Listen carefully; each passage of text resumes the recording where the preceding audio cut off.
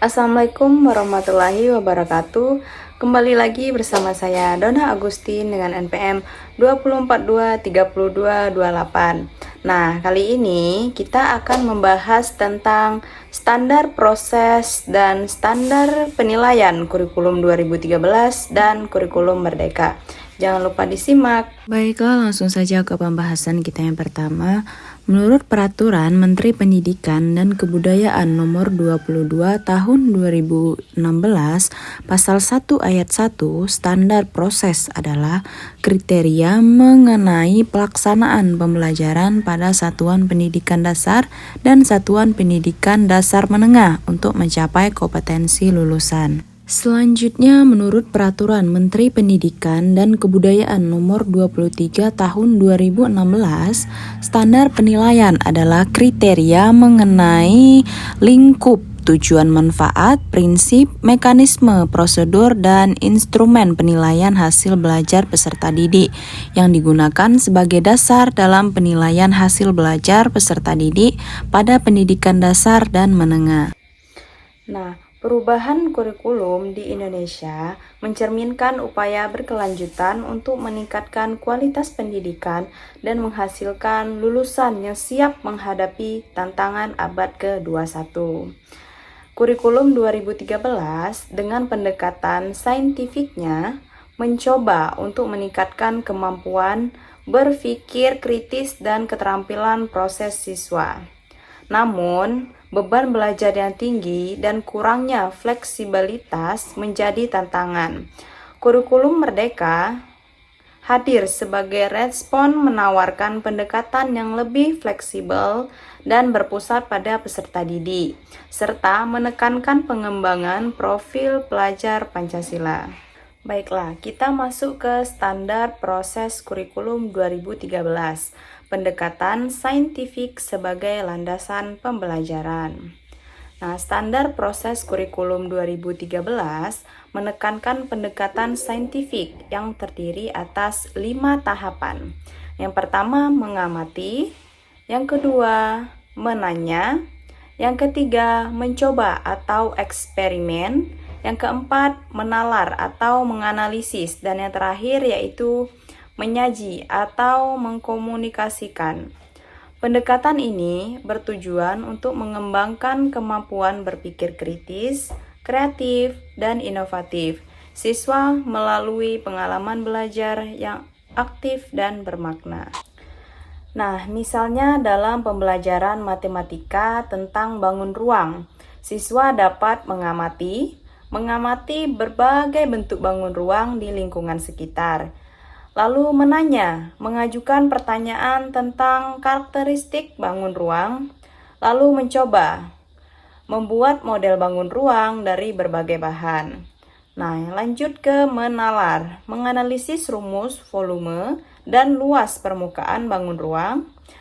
Terakhir yaitu menyaji, membuat presentasi tentang bangun ruang. Lanjut ke penilaian holistik untuk memetakan kemampuan siswa.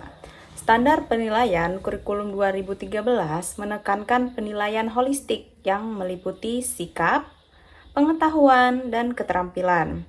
Penilaian sikap dilakukan melalui observasi penilaian pengetahuan, melalui tes tertulis dan untuk kerja, dan penilaian keterampilan melalui praktik dan portofolio. Tujuannya adalah untuk mendapatkan gambaran yang komprehensif tentang perkembangan siswa.